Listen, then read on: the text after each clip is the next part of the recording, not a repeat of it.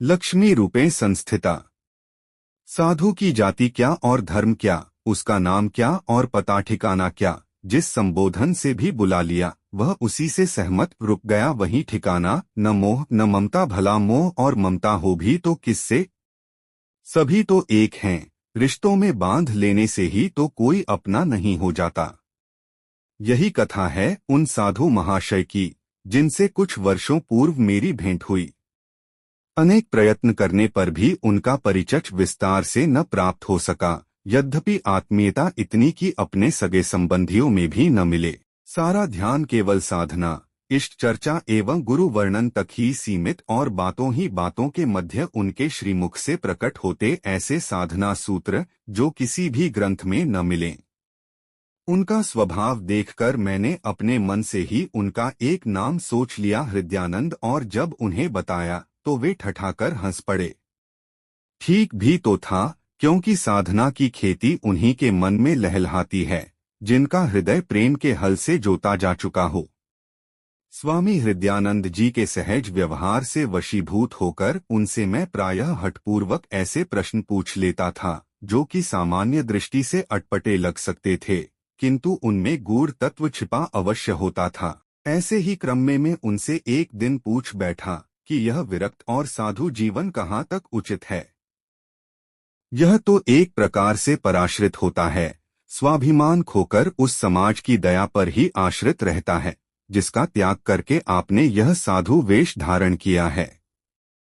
अपने स्वभाव के अनुरूप वे प्रारंभ में हंसते रहे और सहज उत्तर देते रहे कि ज्ञान प्राप्ति के लिए इतना त्याग तो करना ही पड़ता है, अथवा यह कि ज्ञान और लक्ष्मी का तो सहज विरोध है ही, अतः यह कोई आश्चर्य की बात नहीं। सामान्य व्यक्ति इस प्रसन्न हो गए जिससे उन्होंने मेरे समक्ष साधना जगत का एक नवीन तथ्य ही प्रस्तुत कर दिया। यहाँ मैं इस बात का उल्लेख करना आवश्यक समझता हूँ कि स्वामी हृदयानंद जी मूलतः कौल मतके के उपासक थे, जिसके अंतर्गत गुरु शक्ति एवं आद्या शक्ति की संयुक्त रूप से साधना आराधना की जाती है। यथार्थ रूप से कौल मत के साधक अत्यंत दुर्लभ होते हैं, यद्यपि कौल मत के नाम पर पाखंड रचने वाले मिल जाते हैं। ऐसे यथार्थ साधक, कौल साधक ही वास्तविक रूप से तंत्र के क्षेत्र में प्रवेश करने के अधिकारी व सुपात्र होते हैं, तथा ऐसे साधक ही प्रकृति को अपनी इच्छानुसार मोड़ने की क्षमता रखते हैं। यह और बात है कि उनकी स्वयं की कोई इच्छा विशेष नहीं होती। से कौल मत में प्रवेश मिला हो तो वह इस रहस्य को समझने की क्षमता ग्रहण करने लग जाता है और उसे ये विधियां ज्ञात होने लग जाती हैं जिससे शक्ति का सदुपयोग आत्म कल्याणार्थ, जन कल्याणार्थ किया जा सके। यही कारण होता है कि ऐसे साधक सदैव व प्रत्येक स्थिति में निर्द्वंद रहते हैं, क्योंकि उन्होंने वह मार्ग जान लिया होता है जिससे उन्हें जीवन में कोई विशेष कठिनाई नहीं होती तथा सामाजिक दृष्टि से दीनहीन होते हुए भी वे अक्षुण्ण आनंद रूपी संपदा के स्वामी होते हैं। प्रकार के उत्तर से संतुष्ट हो जाते हैं, किंतु मैं संतुष्ट न हुआ और उनसे पूछ बैठा, आप ही बताइए यह कहाँ लिखा है कि ज्ञान प्राप्ति का इच्छुक अथवा सरस्वती का उपासन दरिद्र ही हो। जब तीनों महाशक्तियां एक ही आद्याशक्ति की अंगस्वरूपा है तो यह भेद क्यों और कैसे? मैं नहीं जानता कि इस संपूर्ण वार्तालाप में स्वामी हृदयानंद जी को मेरी कौन सी बात छू गई या वे मेरी किस बात से स्वामी हृदयानंद जी ने प्रथम बार मुझे स्पष्ट रूप से बताया कि वास्तव में तीनों महाशक्तियों का मूल स्वरूप एक ही है, अर्थात हम चाहे महाकाली की आराधना करें या महासरस्वती की अथवा महालक्ष्मी की, मूल बात शक्ति साधना की ही है। यदि सुयोग्य साधक हो और उसे विशिष्ट गुरु कृपा, ये ही वे स्थितियां होती हैं जब साधक साधना मार्ग में आगे बढ़ सकता है। अत्यधिक भोगी व्यक्ति साधना नहीं कर सकता और न ही अत्यधिक दरिद्र। संतुलन पर खड़ा व्यक्ति ही साधना के उच्च आयामों, आप चाहे महाकाली की आराधना करें या महासरस्वती की अथवा महालक्ष्मी की, मूल बात शक्ति साधना की है। यदि सुयोग्य साधक हो तो विशिष्ट गुरु कृपा से वह इस रहस्य को समझने की क्षमता ग्रहण करने लग जाता है, को अपने जीवन में उतार सकता है। स्वामी हृदयानंद जी द्वारा वर्णित इस साधना का यही महत्व है कि इससे जहां एक और व्यक्ति के जीवन में धनधान्य, ऐश्वर्य और श्री की वृद्धि होती है, वहीं बुद्धिमता व संपन्नता का सुखद संयोग होता है।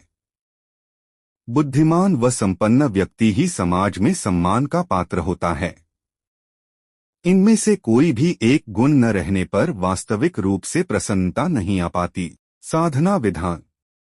स्वामी जी के अनुसार इस विलक्षण साधना को डोट शुक्ल पक्ष के किसी भी सोमवार को प्रातः 4 बजे से 6 बजे के मध्य संपन्न करना चाहिए।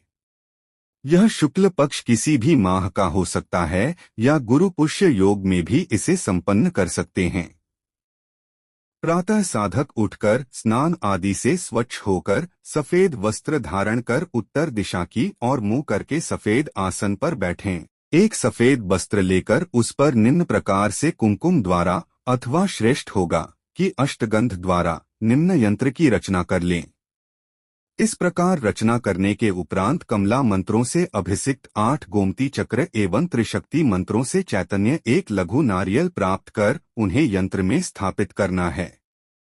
ध्यान रहे कि यंत्र में जहां ही बीज अंकित है वहां लघु नारियल स्थापित करना है तथा जहां जहां बीज अंकित है वहां गोमती चक्र एक एक करके स्थापित करने हैं। अब प्रत्येक गोमती चक्र एवं लघु नारियल का पूजन करें।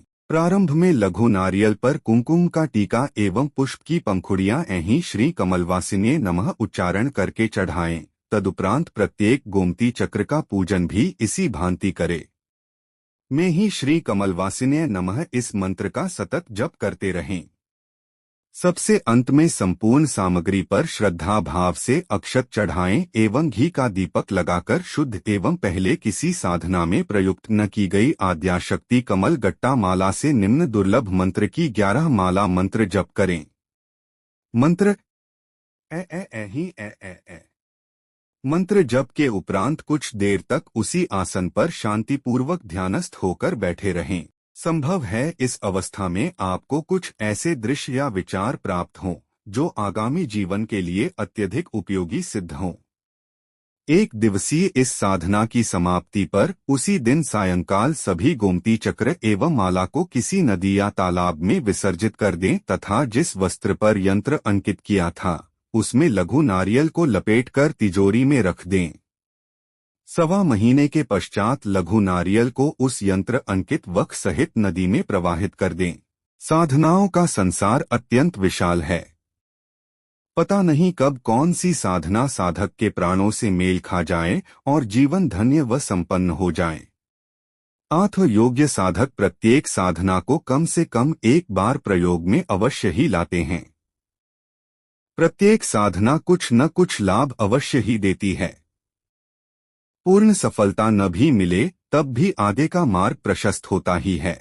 मैंने अपने अनुभवों से ज्ञात किया है कि प्रस्तुत साधना समाज के उस वर्ग के लिए अत्यधिक उपयोगी है जिसे बुद्धिजीवी वर्ग कहा जाता है, अर्थात डॉक्टर, इंजीनियर, विधि व्यवसायी, अध्यापक, लेखक, छात्र या किसी न किसी प्रकार से भगवती महासरस्वती के उपासकों के प्राणों से यह साधना शीघ्र ही मेल खा जाती है।